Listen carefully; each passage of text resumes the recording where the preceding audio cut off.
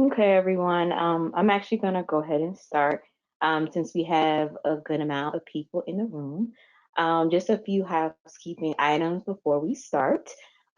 This virtual career fair is being recorded and it will be sent out to everyone after we actually finish the whole presentation. We also have a chat box. Please feel free to go ahead and message us during it, and it will be answered during the Q&A. Dr. Tracy Malaire, who's on with us as well, she'll be answering any questions. So before we get started, I wanted myself to just introduce myself and also Tracy Malaire as well. So my name is Bree Howard, and I am the providing marketing manager here at Iris. And my role here is to kind of attract all our clinicians that we have on our call today to join us here at Iris. I originally started as a clinical talent consultant here as a recruiter, so doing the hiring and helping with the hiring and onboarding process. So I would love my colleague, Dr. Tracy Miller, to go ahead and introduce herself as well. Thanks, Bree. Hi, everybody. I'm Dr. Tracy Malaire. I'm a child and adult psychiatrist. I've been practicing for about 15 years, and I've been with Iris for 4 years. And I started with Iris applying for clinical position, had a fabulous experience. And then a bit before the pandemic started, I transitioned into more of an administrative role where I speak to our providers and partners daily and candidates. So I'm really happy to be here and answer any questions you may have. Great, thank you. So we're gonna go ahead and get this all started with us. So as I said before, welcome to our virtual career fair. We are ecstatic that you guys are interested in hearing more about Iris, and we're excited to tell you more about Iris and who we are and what we're all about. So I want to give you a background and a foundation on Iris. Iris was founded in 2013 by child and adolescent psychiatrist Dr. Tariq Shaheen. And if you look to the right of your screen, that little yellow house is where it all started. And of course, we have that little yellow smiley face above it because we're actually just ecstatic and smiling about how far we've actually come. And the whole goal and mission of started when Iris was started was about the continuity of care for underserved populations all across the country. And we're proud to say we have partnerships all across the United States in different health systems, hospitals, and community mental health centers. And we are passionate about what we do. And we want providers who are passionate about our mission and feel the same way about the work that we do. So we are considered a medical group. We were founded by child and adolescent psychiatrists, and we are led by psychiatrists. We are not a staffing company. We want to match you to your perfect position. And we'll go into details more about what that entails and how we value what you're looking for in your next career moves. Also, too, before I do pass on, we are also Joint Commission accredited as well. Do want to speak highly on that because a lot of telehealth platforms are not. So, but we are. So just a preview and overview of our company. We currently have 400 medical providers, which include psychiatrists, PMHMPs, and LCSWs. And our last career fair back in September of 2022, we actually had 308 providers. So we have grown significantly a lot since September, and we still continue to grow. So, of course, we were founded in 2013, which makes us very different from a lot of telepsychiatry platforms. A lot were bloomed and birthed during the pandemic. And the mission and value was saw prior to of what telepsychiatry can do and the audiences that we can actually reach. We currently have 324 service lines, partnerships in 39 states, and in September, that number was 34 states. So we're growing across the country every single day. Our average partnership length is 4.25 years. And this is a question that we typically get asked a lot of questions about. For us, it's all about finding the perfect partner that you're with and staying with them as long as you can. And after the partnership does end, we can look and find you other realms of work as well too, whether it's in the same setting that you're looking for or something different. So that's also the beauty of Iris, is that we're here to match you for as long as we possibly can. And it goes to show our clinician satisfaction rate of 96%. Um, our clinicians are very happy with the work life balance that we provide, the administrative support that we provide, our internal teams who help you get acclimated and get you really instilled inside of the partnerships facilities that you're going to work with. And our employee engagement right now is 88%. And of course that looks high, and but for us we want to get it even higher. And we feel as if though this number is only at 88% because we're a telepsychiatry platform. So we actually don't get to engage with each other as often as we can. So, as on the corporate side, we're looking into that and we're gearing up to bring more programs throughout this year to make sure our employees are engaged with each other, make sure our clinicians are aware of who their colleagues are. So, we have more to come with that because we want to make sure that you guys are engaged with each other as Iris clinicians. So, life at Iris is 100% behavioral health. From our foundation when we were started to now into the unforeseeable future, we continue to go ahead and build upon our behavioral health platform. And of course, as talked about previously, we have a 96% rate of our clinician satisfaction, which I strongly believe it trickles down into our patient satisfaction. A happy clinician means happy patients. You're able to focus more and give the best possible care for your patients. And as you can see, we actually have a quote from one of our current Iris providers, Dr. Romero, about working with Iris and how it has been such a pleasure and positive interaction with every Iris teammate that they've engaged with. And that's something that we are very proud of.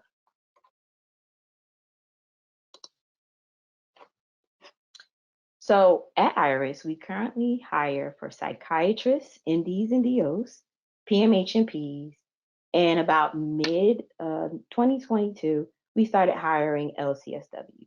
We started noticing there was a need on our therapy side with some of the partners that we had, and we definitely built out that partnership well.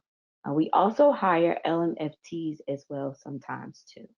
But for currently right now, these are the roles and the clinicians that we are hiring for. So why Iris? Of course, this is why you guys are all here. You want to learn more about Iris. You really want to figure out, is this the place for me? So this is the slide where I love to engage and really talk to you about what makes Iris a great place to work. Um, we can first start off with our great benefits. We have dental, medical, and vision benefits, as well as life insurance, 401k. But we also offer office expense, a stipend, a yearly stipend for that. We offer a stipend for your CME credits. We pay for your malpractice insurance as well as any licensure as well too. If you're not licensed in a state, but you're willing to work in a state, we are willing to pay for that. We also offer you your office equipment as well too. So you'll be provided your laptop, monitors, a speaker, headset, camera, a really nice tech setup. But the most important part about being 100% remote, because that is all of our roles, 100% remote, you need a great tech support team, and we offer that here to you. We have 24/7 tech support, and our tech support team works with us on the corporate side as well too, and they are great. They are very patient with us. You know, if we're not able to understand things from a tech standpoint, but they're patient with us and they work with us, and they're very quick to respond. Less paperwork.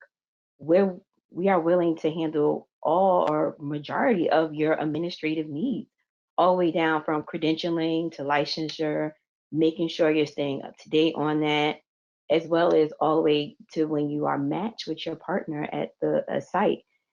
It could be anywhere from any administrative work, and we have dedicated team members who are actually there to be liaisons and support you in those ways.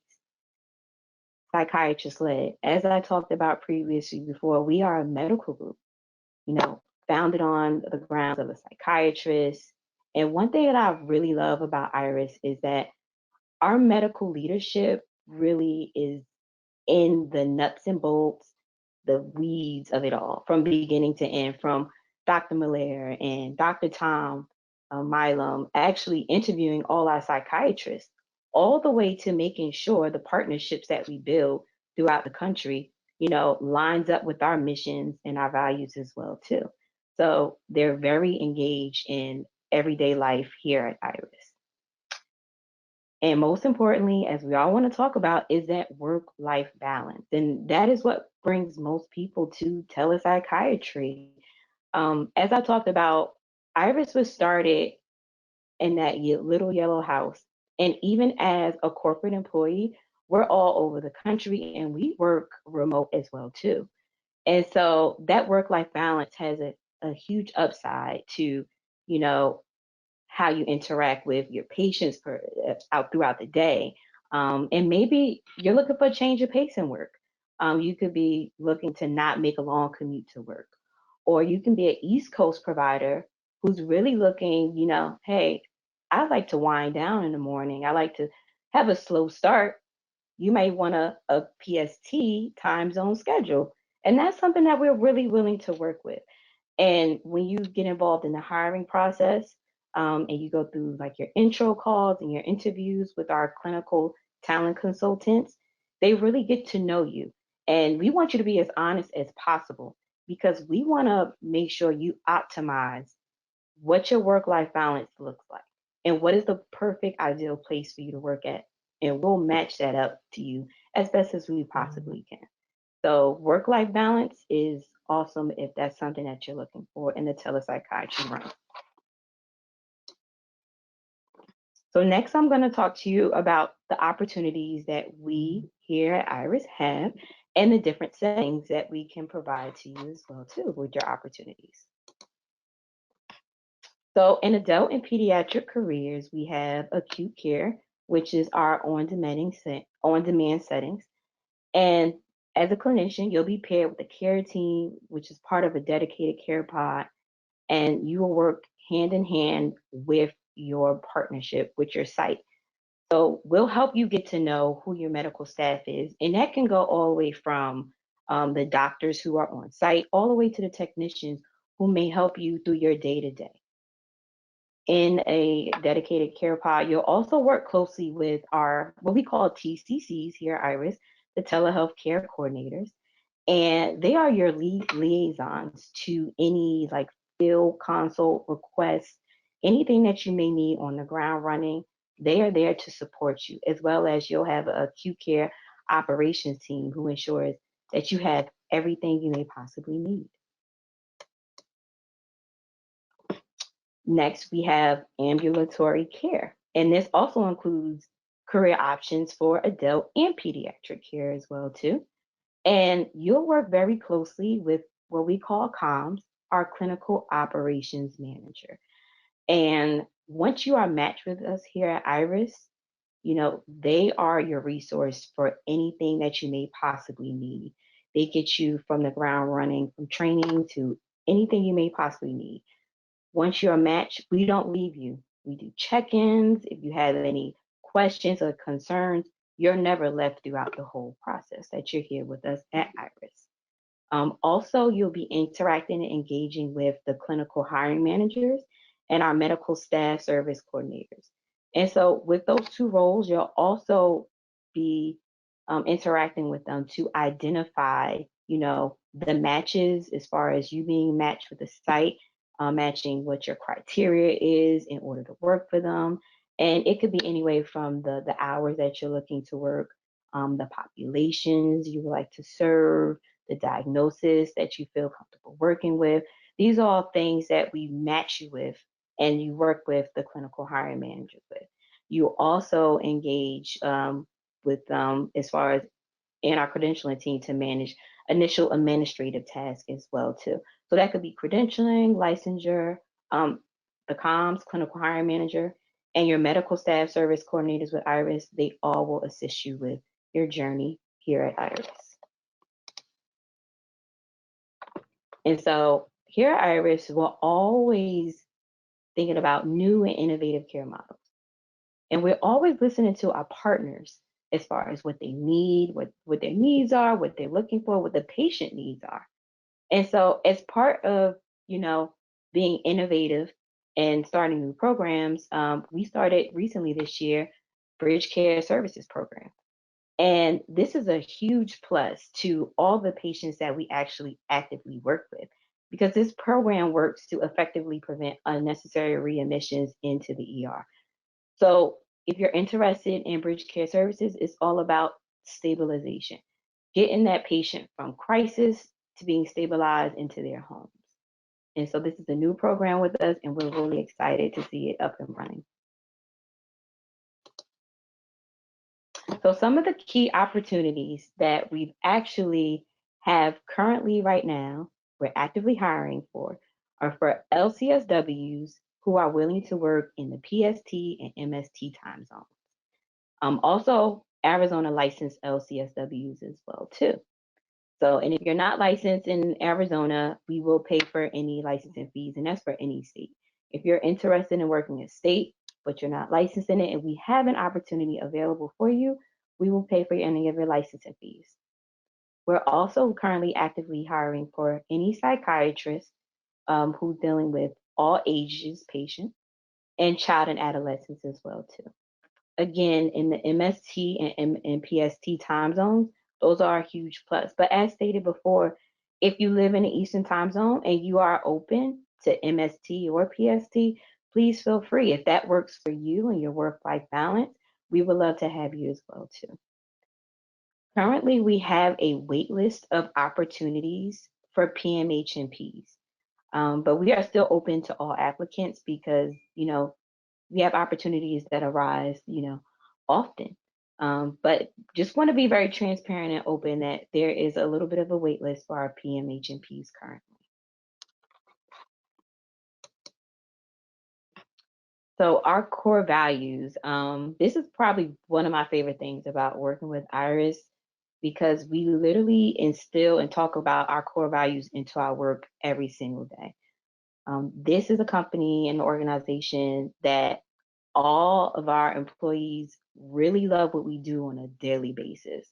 And so these core values really stick with us and we really believe in them. So the first one is people over all else. And this is actually one of my favorites.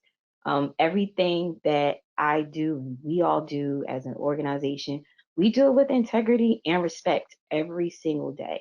We think about the total outcome for our patients and for you as clinicians. We want to make sure we're putting you first. And especially being on a corporate side, I love this aspect because I'm not actually patient facing every day, but I do realize that what I do affects people every single day. And so hiring one psychiatrist for us can affect one patient and that patient affects another person and they, work with another person or touch another person and we're all connected. So for me, people over all else means a lot. Suck less every day. I know hearing this sounds very harsh, but it's not as harsh as it actually sounds. And we actually abbreviate it here at Iris as SLED. And it just really implies like we're human, right? We may make mistakes or we may not put our best foot effort, but we want to learn from those things and we want to grow. And so every day when we realize that there is something that we can grow from, as a company, we talk about it and we develop relationships with each other. We work very hand in hand with each other, even though we're, all, remote. We do realize that there's greatness within in all of us and that we are dedicated to improving and being the best that we possibly can every single day. So every day here we sled. Execution is queen and king. So just saying you're going to do something is not enough. Put those actions behind those words. And that's what we do every single day. If we think of a new innovative idea, if there's a way that we can do it, that benefits you as clinicians, that benefits our patients, our partners, we're here to do it. And it's simply as that, putting our best foot forward and executing the best possible ideas that we possibly can. Be quick, but don't hurry. So, we want you to move as fast as you possibly can. And I think that's part of that, the key word, as fast as you possibly can. We want you to be quick, efficient, but don't hurry. Don't make mistakes. It's all about that balance and trying to fulfill those and mastering what you do. And I do think a key part of, as Iris, having the administrative and liaison help, you're actually able to execute and work a little faster because you have that. So love your work and live your work, which is also one of my favorite ones as well too. Every day here at Iris, I get to work with passionate individuals from all sorts of our teams, from our clinicians, medical leaderships, from credentialing, from our clinical hiring team, who are the first people that you'll get to meet and actually interact with. We put our hearts and souls into our work. And as I stated before, I'm not an actual clinician. I actually don't see patients, but I do realize that I have an impact on what happens for our patients in the end, in the final outcome. And for me, I'm super passionate about that. Also, as well too, I think that we're all passionate here at Iris because, you know, behavioral health and mental health in the climate of our country is something that we all face on a daily basis, within our friends and family and circle groups and things that we hear on the news on a daily basis. So being passionate about bringing the best clinicians forward is something that we love to do every day. And as clinicians, if you feel the same way, we would love to have you aboard here at Iris. And now we're going to take the time to go through our chat box, and we're going to have Dr. Tracy go ahead and do a Q&A. Thanks, Bree. And I love that slide about our values. I think it's one thing for an organization to have values like that, and another thing to really live them. And I can say both as a clinician and then having a more administrative role, I see every day examples of how our team works towards those values. So I just love reviewing them and sharing that passion with everyone I work with. And the culture at Iris has been very impressive to me. So I just love chatting about it. And it looks like in the chat there's a question about someone's wondering how they can be on the wait list for PMHNPs. And I know we'll get to, I think there's a slide about who to contact and to note the virtual fair, and that you would like to be on the wait list. So we'll make sure you have all the contact information at the end, but we would love to have you on the wait list, because we really do have opportunities that evolve over time. Okay, let me see other questions. One question, what kind of organizations does Iris work with? And what do those patient populations look like? Really great question. And I think as we were talking about the history, which I love and which drew me to Iris, that it was physician founded and it's physician led with the mission to reach those underserved areas where they couldn't find providers. And by that nature, we partner with a lot of outpatient mental health opportunities, community mental health centers, FQHCs, different levels of care. There are inpatient opportunities.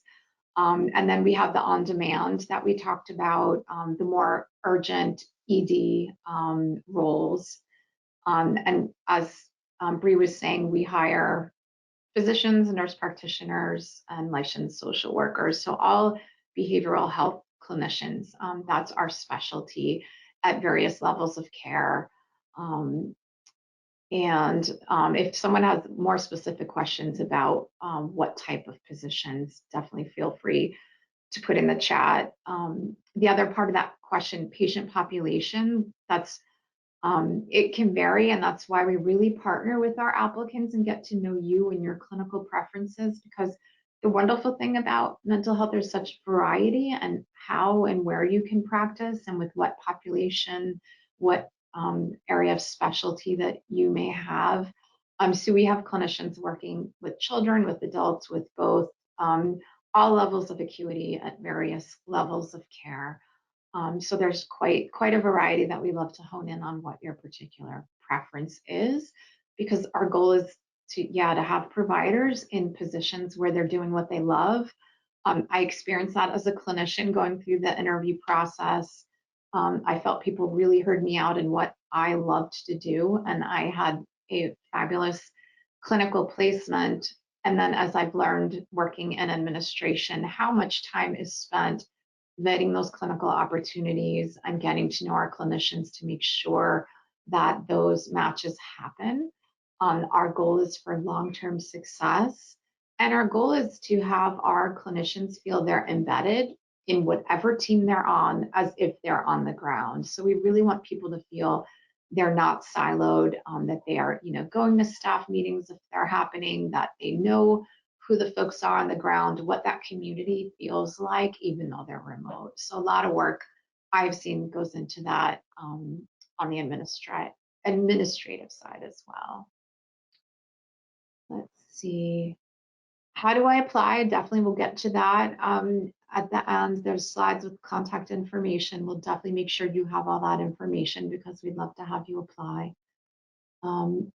Let's see, I'm reading all the questions here. One, can I speak to an IRIS clinician to learn more about what it's like to work there? Absolutely. I remember asking the same question when I was applying, and I wound up speaking to a couple clinicians that were working in similar sites where I was applying. And I know it's always so helpful as you're getting to know an organization to talk to someone that is living it and working there to get that firsthand account. And if you are applying, you can definitely speak to clinical hiring about connecting you with a clinician to chat with. Let's see, other questions. What does the licensing and credentialing process look like? Such a good question. I think our credentialing department is amazing. I remember when I was applying, asking that, is it true that the credentialing department is going to apply for this licensure for me in a state where I don't have a license, and you're all going to pay for that? Because it seemed too good to be true. However, what I've learned, there's so much thought that goes into that match process that people are really confident that it's going to work out and want to get that ball rolling. So the credentialing department partners with you to take the headache out of that process as much as possible. So if there is an identified setting where you have decided it's a go, that our credentialing department will make sure you have all the credentialing aligned within that state and the credentialing within the facility. And there's so much work on the IRIS side that goes into that, but I can speak firsthand that they definitely take the headaches out of that for you. And the timeline really depends on the state and the type of organization. I know we say minimum, it's usually a 3-month implementation minimum, unless the provider, already has credentialing within a particular state. And Brie, I don't know if you would add more color to that licensure and credentialing process. You hit it all on the nail. Excellent. Excellent.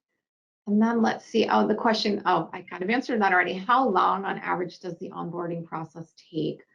So I think one of the limiting factors is what we were talking about, that licensure and credentialing process, which can take several months. There are definitely outlier states which we know are going to take more time. But again, our credentialing department is really savvy and speaking with clinical hiring, so they really can give you really accurate feedback about timelines when you're talking about a specific opportunity, because there's so many variables based on state licensure as well as the organizational credentialing process that our hiring can give you really good feedback. But we're not a quick placement locums company. I remember that was very comforting when I was applying to IRS because I wanted a permanent position, as if I was applying on the ground. Definitely there's a role for locums, obviously, but that's not what we do here.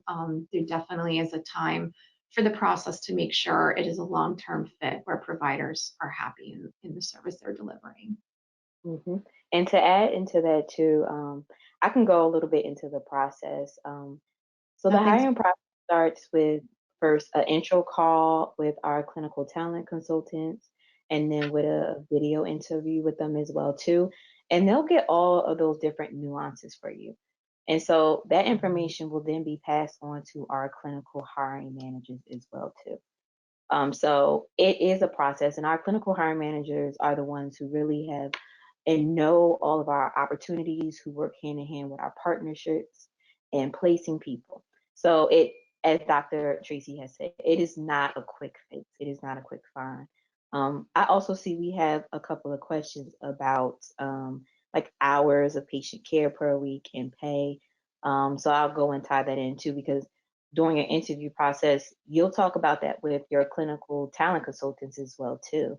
And for us, part-time starts at 24 hours, which is 1099, and then full-time starts at 30 hours, which will be considered W-2. As far as pay, they can go into the details about pay based off of like your opportunity as well. And you're looking, that's something that we discussed. Yeah, that was one of the questions that came in. Maria, are staff paid hourly or are salaried? I think you hit on that. Mhm. 1099 versus W-2. What I will say though, when we're vetting our clinical opportunities, we know well in advance the hours. So we're really careful to understand the ask of our clinical setting, so that if it's, 24 hours, is it 40 hours? What are beginning and end times? We map that all out before you start, including, breaks, admin time, all of it, how long are appointments, they need to meet our minimal standards, so that there are no surprises when a provider starts. So that, again, looking at quality of life, when you start and when you finish. I know as providers, we all tend to go above and beyond sometimes, but we really try to encourage people sticking with that schedule, so that you know what to expect. And moreover, that it's a reasonable amount of work, that people have time to drop notes in the chart, to do the billing, to do e-prescribing if they're prescribing within those allotted hours, so that we're really careful about the expectations, so that the partner and the clinician are set to go when they start. Let's see, a lot of other questions coming in. One, do we hire psychiatrists who are not board certified? Yes, there are definitely opportunities that that don't require board certification. That's one thing we'll just check in with you if you've sat for the boards, if you're planning to take them or not, um, because some of our opportunities, because of credentialing within their organization, may need board certification, and some do not. So that's just something we'll make sure we're aware of, to make sure we're bringing you the right opportunities.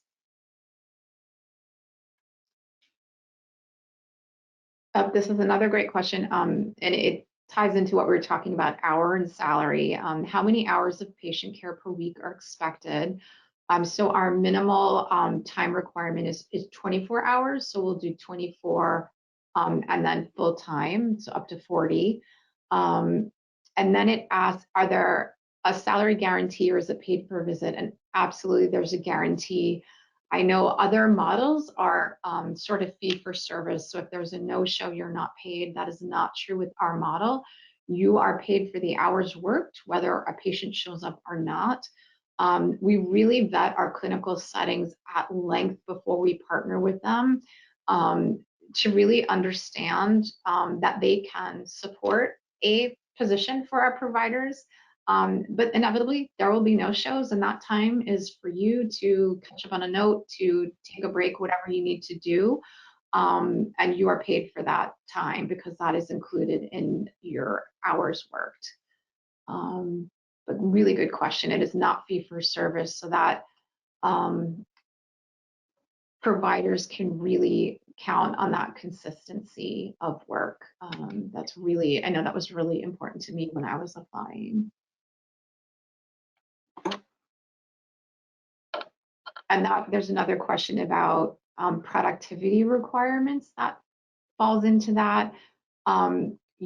Providers are just expected to work the hours that they're, that are on their schedule. And that the schedule is made for them. So you can assume if it's a typical outpatient position, that your patients are scheduled for you. If it's an off day and you have a few no-shows, you're not dinged for your pay, you're paid for the hours that you're expected to work. So that, and that's on the scheduled service side, that you are definitely paid for all the scheduled hours worked. And questions about contracted length for employment. We do not have a specified number of months or years per our contract. Our goal is to create a long-term match. That's the hope for us.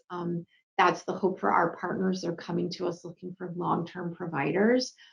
We don't partner with facilities that are looking for short-term care. What it specifies in the contract is that just that 90 days notice, so that if you decide for whatever reason that you don't want to continue, that you give Iris and the clinic 90 days, because we want to make sure that they have time to have another provider see those patients. But that's the only stipulation in the contracts right now. Is there a standard EMR? Great question. So we use whatever EMR is at the facility. We make sure you have passwords. We make sure, ahead of time that you can log in. That's part of our job, to make sure that you have a seamless connection. And there is not one standard EMR. I know there's some used more frequently. Epic is pretty common, but there's not one Iris EMR per se. But that again is information that clinical hiring will have in discussing a clinical opportunity. And that's something I discuss with applicants too. Sometimes they'll say, if they have a preferred EMR, and if it happens to align, that's great. Or sometimes, rarely I will get someone say, this is a deal breaker, I cannot work with whatever EMR. So it's something that we discuss, and a really important piece of the match process.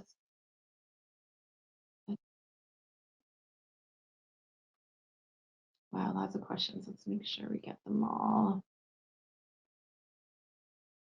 Is there a specific amount of appointment time for follow-up versus intakes for child psychiatrists? This is a really good question.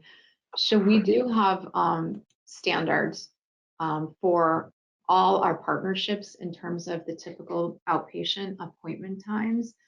We never partner, for example, with a clinical setting that has 15-minute med checks. Sometimes our patients are stable and take 15 minutes, but too often they don't. And again, we want to make sure our clinicians have time to do all the documentation, any collateral work, e-prescribing, all of it. We want to make sure our providers have time for that. So our standards are 60 minutes for adult intakes and 30 minutes for adult follow-ups. That is the standard in most community outpatient mental health centers for child as well. Some of them will give 90-minute intakes. It really depends. I can say that our partners definitely want to hear input from our providers. If there is a complicated patient they need to see back for more time, I've never heard of a partner not allowing for that. But those are the typical parameters. But again, clinical hiring will make sure to have that information. And it's something I ask each candidate about how they like their workflow to be, how long they like for appointment times, to make sure that aligns with the clinical opportunity. Let's see. Just to make sure we hit on all these questions. Oh, this is a good one. Are you expected to provide services at multiple types of facilities on any given day, or is there a preset schedule? So our general model is that we are working at a brick and mortar clinic, and you are there via telehealth. So it's one location, typically, and we very much like to partner our providers with one facility. We find just in terms of learning a workflow, learning the community resources, um, meeting and understanding who the staff are, having those communication flows, the crisis flows. It's a lot to learn for one organization, and to need to pivot during the day to a different organization is really challenging. We will get requests. Sometimes someone will start part-time and they'll want to add on hours. And if there is not opportunity within the same organization, we will have someone that will add on another clinic. And then we do have opportunities where within one organization, they may have a satellite location. Again, we vet those opportunities closely to make sure that providers are not needing to work at multiple organizations during the day. And if it is more than one organization or one location, that care needs to be bundled a half day, a whole day, because it is really difficult to pivot back and forth throughout the day. If you have one patient at one location, it can throw off your entire day. So we really try to consolidate care and have our providers providing care with one team in one location as much as possible. Let's see. How many hours per week does a staff person need to work to be eligible to receive health benefits? So Bree, keep me honest, but my understanding for health benefits, you need to be full-time, which is considered 30 hours or more in order to qualify. Yeah, and it's a nice health benefit For health package. benefit. Wonderful. Everyone, oh, sorry, For Bree, go ahead. 1099, no, it's okay. For 1099, you will, if you hit like 24 hours, you may be able to get some of our other benefits. But as far as medical, dental, vision, they start at 30 hours. And everyone does receive malpractice insurance and all of the equipment, no matter how many hours you're working. And everyone obviously has IT support 24/7. I know within each clinical setting, they have their own team and clinical and IT support, but that IT support at Iris is pretty amazing. Someone's on the line with you within 3 minutes to make sure nothing gets in the way of your connectivity during the day with your patients. We don't want people to be thrown off. So I do think there are a lot of supports within Iris that take care of a lot of the headaches, if you will, that we can experience as providers during the day, because we want our providers to just be able to focus on clinical care and what they enjoy. And I have found that to be true as a clinician, and then working administratively and getting to know everyone administratively at Iris and is working to that end. Let's see, do you have any opportunities to work with Native American tribal organizations? I do know that we have partnerships with organizations. I'm thinking of one in California in particular, but we do have some that do service tribal organizations. I'm not sure, I couldn't speak currently if there are current openings there. That would be something that I'm sure clinical hiring could answer. If that is someone's experience and preference, we would definitely want to know about that. That would be wonderful.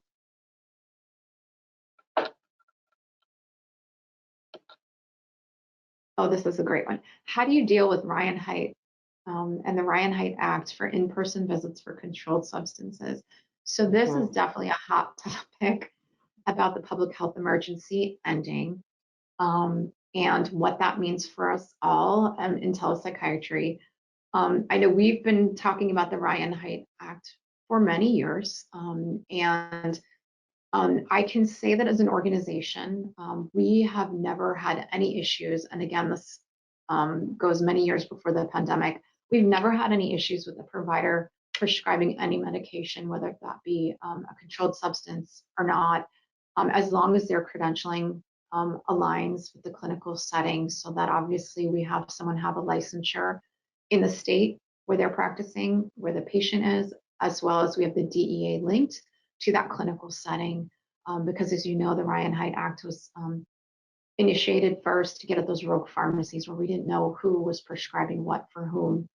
I know it's taken on another era now with the public health emergency ending, and now that we're in the feedback period over these 30 days regarding what's going to happen. And I know our CMO, Dr. Tom Milam, has been following it closely. He was just at the ATA conference to talk about this, and has been issuing emails to our providers frequently, and remains very optimistic that our business will carry on as usual.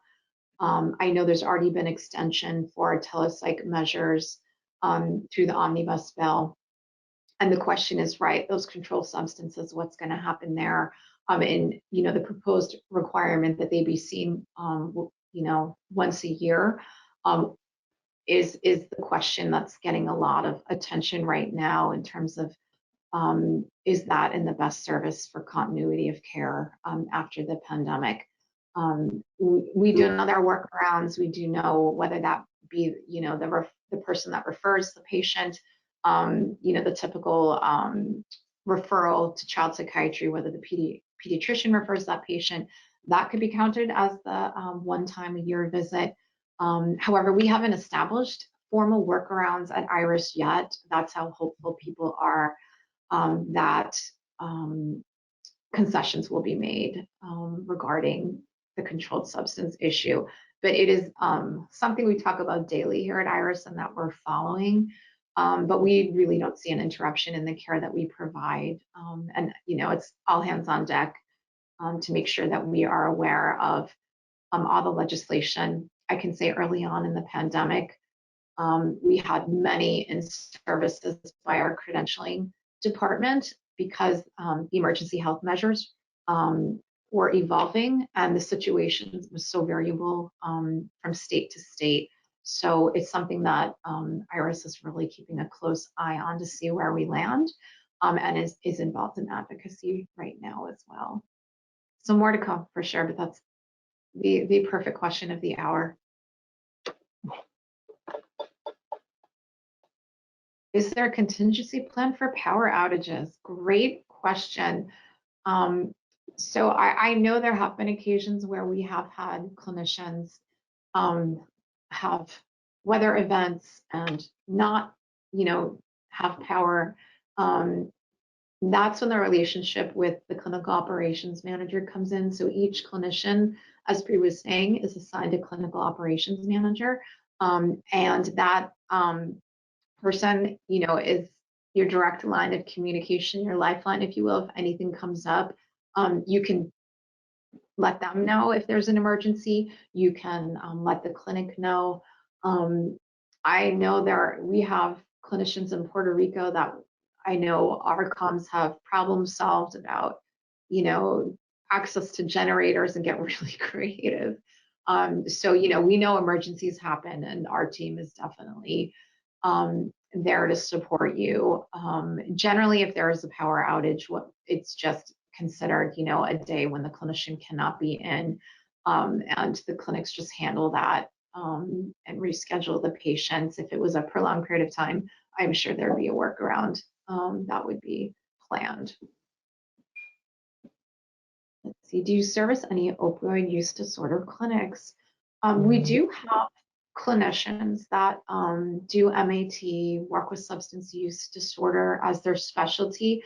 That is definitely a specialty area. I'd say it's a definitely minority of our providers, but definitely if folks have a certification in addictions or an area of interest in addictions work, whether that be prescribing or therapy, there are opportunities that do arise in that area for sure.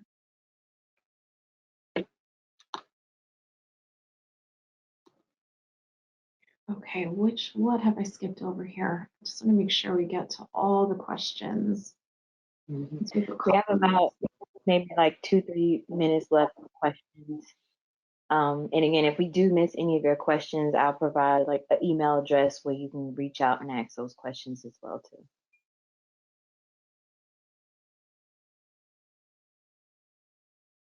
One question, this was a good one. Supervision of NPs. So I'm not sure if this is if it's a nurse practitioner answering the question. We here at IRIS, if it is a state where a collaborative agreement is required, we know that ahead of time, and we arrange for that. It's generally another IRIS provider that will provide supervision, and there's an opportunity to meet with them. So our nurse practitioner applicants would not be expected to arrange that. We would do that legwork for you. And if it's a physician asking, there are opportunities to supervise nurse practitioners along with the clinical work if that is something that is of interest. We do have some of our providers supervising our nurse practitioners.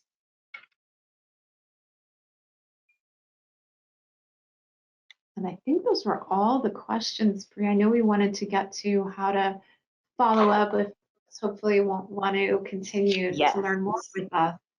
yes. So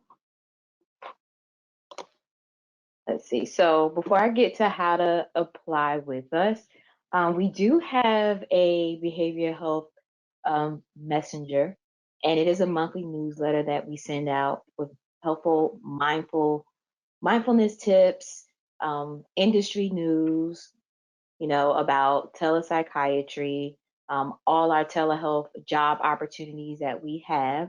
So if you're interested in learning more about IRIS, some of the opportunities that we have, you can go ahead and subscribe today to it.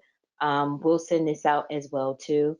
So you'll be able to, see the link, follow the link and sign up as well too. So you can keep track of IRIS and the opportunities that we have. And if you're interested in applying, you can go ahead and send your CV to our talent email address, talent@iristelehealth.com. And if you do have any questions that we may not have answered, you can send those questions over as well. Make sure you put in the subject line career fair interest, so we're aware that you attended our virtual career fair as well too. So thank you again for all attending and taking the time to learn more about IRIS. And we hope to engage and interact with you. So we look forward to working with you.